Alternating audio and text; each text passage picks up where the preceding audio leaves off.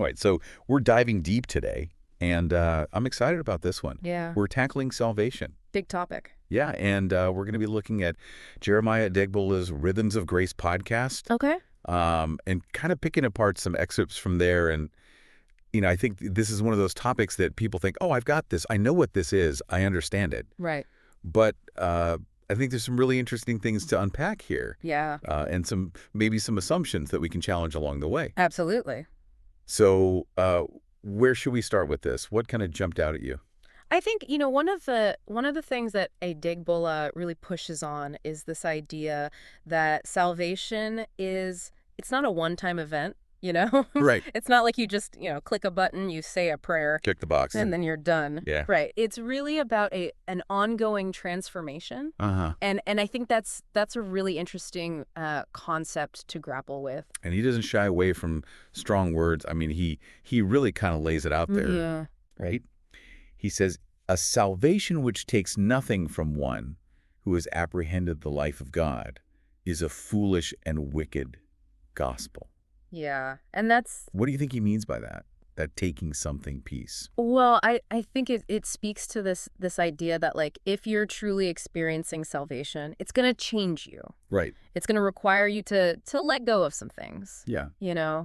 Maybe old habits, old patterns of behavior, Sure.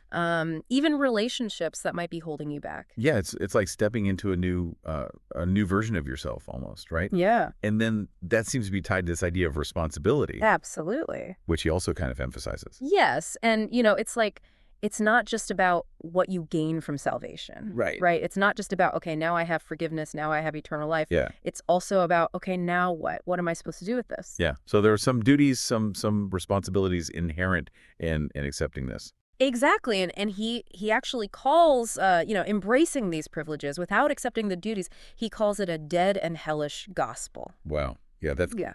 he's not pulling any punches. No. It makes you wonder, what are the consequences then? What are the things, the responsibilities he's talking about? Well, one of the biggest ones he talks about is rejecting sin. Okay. And he's got this great line. He says, a salvation which makes available and accessible the life of God without demanding the rejection and foregoing of the life of sin, death, its cravings and culture, is the devil's gospel. Yeah. So he's really drawing a line in the sand here. And this idea of rejecting sin, I mean, that's a pretty core concept Absolutely. in a lot of Christian traditions, right? Yes. But it's interesting to see how he frames it. It's not just about avoiding bad things. Right. It's really about choosing a different path Yes, absolutely. for your life. And that path, he argues, involves living in alignment with God's will. And he's got another passage where he talks about this. He says, rejecting the idea of a gospel where the saved man lives to himself, for himself, and of himself, rather than living according to the will, leading and working of the one who saved him. And he calls that an irresponsible gospel. So it's almost like it's not just about transforming yourself. It's about dedicating that transformed self Right. to a higher purpose. Exactly. It's like, you've been given this incredible gift, this amazing thing. Yeah. And now what are you going to do with it? Are you going to just leave it in the box? Right. Or are you going to use it to make a difference in the world? That's such a good analogy because I think that speaks to a lot of people today. Yeah. This desire to find meaning and purpose, Right. something beyond ourselves. Yeah. And then he kind of, I think, ties that all together, when he talks about, Yeah. a salvation that doesn't make pleasing God the ultimate goal Right. will fall short of glory. That's right. And what do you think that means? What is that glory that he's talking about?